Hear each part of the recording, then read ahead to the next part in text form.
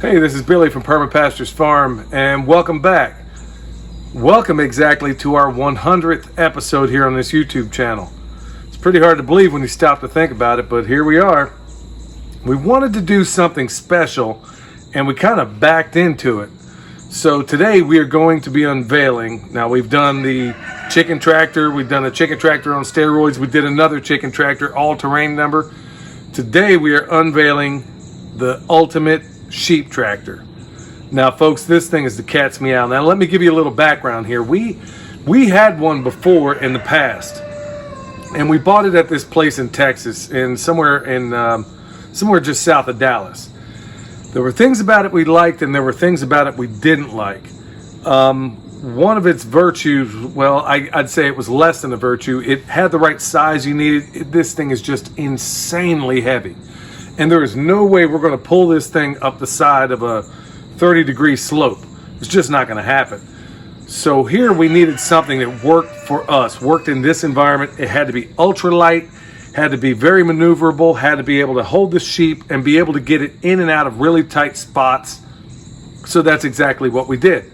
So we started with deciding on what materials to go with. Man, we went through the R&D department up here, and everything I could possibly think of, whether it was using EMT conduit, whether it was rigid conduit, any number of things. Even thought about PVC, but it had to have a certain level of rigidity, and also not be, with these hair sheep, when they shed, they want to lean up against something. So it had to have the rigidity to put up with that and still be light enough to get it up these slopes.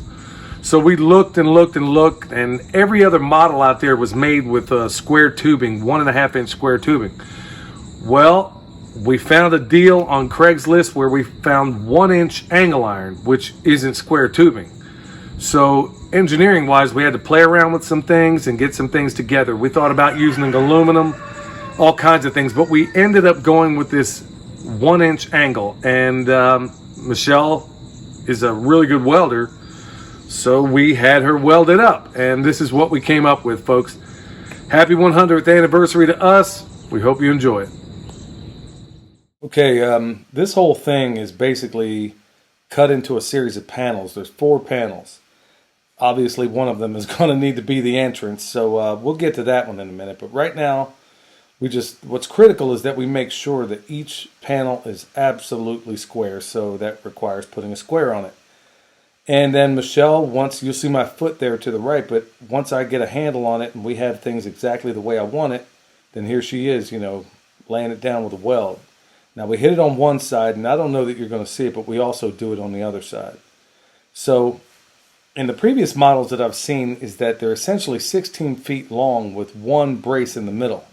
But because we need additional rigidity, and because we don't have the benefit of having a square tube, we have to put more of those in there. So each panel has, instead of just one in the middle, there's one in the middle and then 2 additional ones. And in the hopes that along with that and the cattle panel being welded to it, that it would provide a little bit of rigidity and at the same time provide the strength we needed. Okay, now these panels, like I said, these are 14 feet long. So these panels, we cut them in 7-foot pieces, and we welded them together in the middle. Now, I didn't want to go through the hassle of trying to hitch up the trailer and get it down that hill. It would have been better. It would have been much better had I just kept it in one long 16-foot piece and then just cut it down to 14. But hey, that's what I had to do. Okay, now here's the part that required the most fabrication, and it's the door. So it took a lot longer than I'm going to be able to convey in this video, but it had to have the rigidity we needed, and we had to make a bunch of adjustments. So at the top of everything, we put these little buttresses of sorts to kind of put the weight back into the corners. Now, surprisingly, it worked. Now, what you see Michelle doing right here is taking 2 pieces of angle and making a square tube out of it in the parts that were most critical, being on the sides of those doors and at the bottom of the entrance there. And it turned out to be a gamble that really paid off. Okay, now here's something it's really nothing more than, just a little bit of paint on there. We used some farm duty paint. William insisted that it be red. Folks, if you look hard enough from out the International Space Station, you could probably see this thing. So setting it up, this is really the nuts and bolts of all this, and all the corners and all the angle brackets there is 3/8 bolts. And we got 1/4 inch bolts on the wheels there. Everything else is pretty much, at the corners 3/8 and 3/8 on the angles. And I could have used 3/8 there, but I would have chewed up too much steel and wouldn't have been happy with it. All right, so this thing is all done. Let me tell you about the features on this one that I really like that we didn't have in the first one we bought. Now, keep in mind, the one we bought was, I guess I won't say what the price was, but I'll put it this way. I have owned vehicles that were less expensive. So this whole thing to build from start to finish with the steel that I was able to get on Craigslist, this 1-inch angle, and the wheels and the cattle panel, the whole 9 yards, I mean, all together might have been about $250. Now, keep in mind that that's about 1/6 of what one of these off the line elsewhere would cost you. Now, I'm not saying that to denigrate the other people. I'm just saying if you do it yourself, if we were to charge money for this, I'd probably have to charge what they charged me.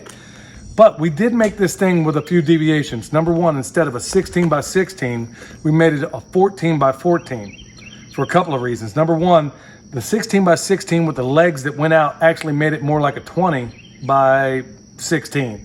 And trust me, if you're working in a small space, that didn't seem to work out. So that was one thing we wanted to change.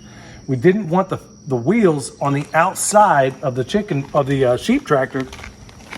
So we just made them on the inside. Plus, because this is made out of angle, we needed another means of stability. Whereas in the other design, it didn't have this cross piece on the inside. Now, it did have the one up top, but it didn't have this.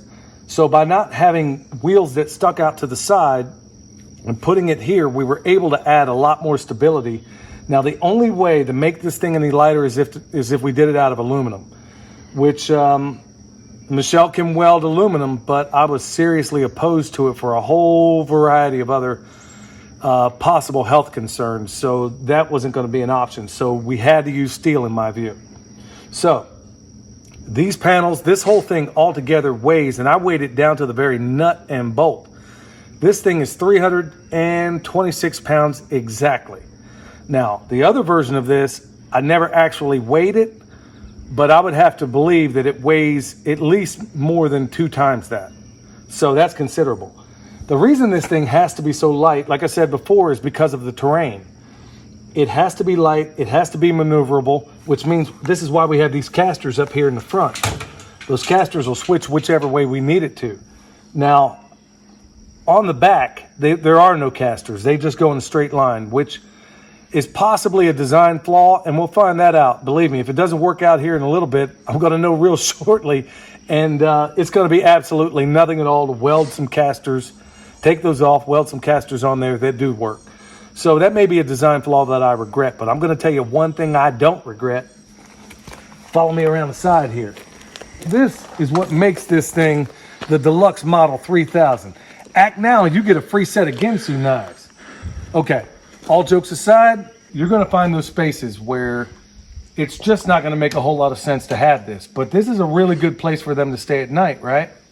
Well, the cool thing about this new design that we've come up with is that we have this Premier One charger combined with, obviously, the net. It's just bungee corded up here. So let's just say they're just trucking along and they're grazing. They could stay in here, you know, for quite a while. But you get to one of those spots where it doesn't make sense for them to be in here. Well, that's where everything you see comes into play. This, now I'm going to grind off a little piece of this right here, right? So when you stick this in the ground, it's just a little bit of rebar. And depending, now this isn't going to work for everybody, but for us it will. The ground conductivity here is more than sufficient.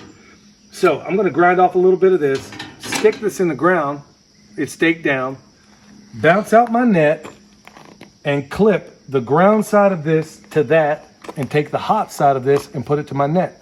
So I can run my net around the front, past the entrance, let these guys and gals out, let them do their thing. At the end of the day, they're going to honestly want to come back. Or let's just say there's inclement weather and they want to come back in. Well, bam, they got home right here. Now, moving on. This one here, like I said, it is considerably lighter than any model that I'm aware of. But they also have to have, now we haven't yet put a mineral feeder in here, which will be situated underneath there. We'll get to that in a minute. But what else we have here is just basically a 12 by 12 sail. It's hooked up to the top of this thing and it goes down that way. Now, right now you're probably saying, well, that's going to collect water, and it will. But what you don't see is that, number one, this thing is never going to be on level ground, not on this property. And number two, that side is actually going to be brought down about a foot lower than that. So it's all going to shed off basically down this way. So that's another cool thing. This thing is about 6 feet high.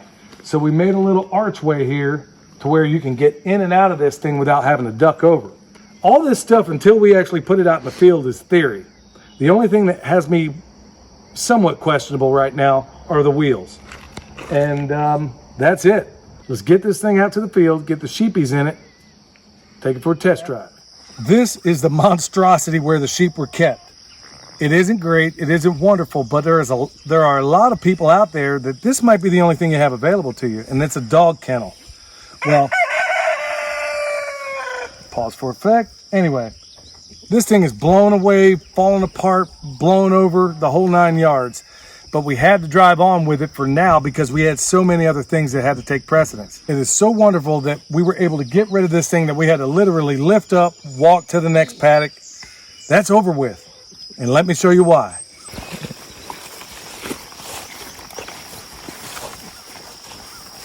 Here's the beauty of this thing. It's a 14 by 14, and it's great for the regular homesteader who's not looking to go into business selling this sort of thing, or you just want to maintain what you have at the house. What's awesome is, this is extremely, I know it's hard for you to tell in this frame, but this is at least a 30-degree slope in some areas, even more as you approach the top. And as the weeks unfold, I'll show you the features on this thing that make it wonderful in working in a terrain like this, being super light, the whole 9 yards. Now, I have options here. That's one of the really, really wonderful things about this sheep tractor, is I can leave them in here, or I could take the net you saw earlier and stretch it out like I have here. Let's say you find yourself in a place where you don't necessarily have power to put in an AC charger. Well, you have other options. You have a DC charger, or you have these solar chargers. So you can have it hooked on, as I do right here, with a handy dandy carabiner. And I'm going to show you why we did some of the features on this tractor the way we did. Instead of having a string of hot wire everywhere, you got everything right here that you need. Now, you got a black lead, and you got, well, it's a little faded here, but I think it was orange or red. Doesn't matter. So all I'm going to do, take the red lead, attach it to my fence, and then here's the really cool part that I like about what we have here. You take normally you'd have to put in a ground rod. Well, guess what I have right here? In each corner, as I showed you a little bit earlier, each corner of this thing has, or not the corner, the center of every part of these panels has a stake. Well, we're going to need that when you're on a 30-degree slope because you don't want it getting away from you. All I do, that just became my ground rod. Now, will this work everywhere? No. So you're going to have to test it and make sure. Grounding is one of the biggest issues that can screw up your fence. So just like that, we got the hot there, we got the ground there. We just turn this on, bam. You got 4,000 volts rolling through this fence right now. Okay, on this slope, you can, hopefully in the frame, you can get a sense of slope. This thing is going down this way. Maybe you can't tell, maybe you can't. Okay, so your options are, I could leave them in here, let them graze this, and then when I feel as if they've grazed and stomped enough, move them on. That works better on flat ground. But in an area like this where I have the sheep net all the way around, and you're not going to be able to see because the grass is quite tall, and which, by the way, folks, this is their second pass in this area, and a lot of this was just bare dirt. So these methods work.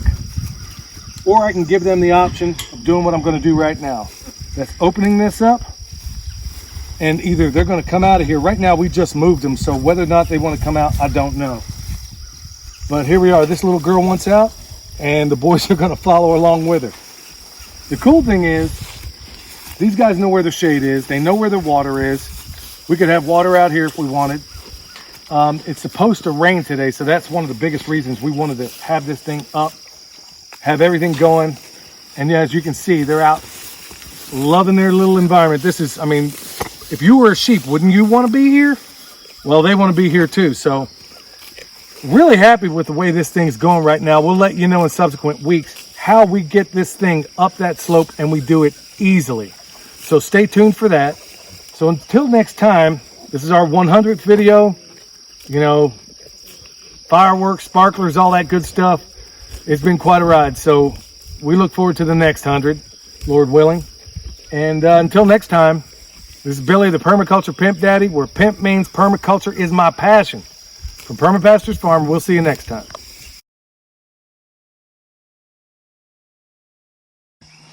All right, this is what's left of, we basically stripped the tops and the shade cloth around this little makeshift sheep shelter. So if anybody wants it, let me know. You can come by and pick it up. Check that.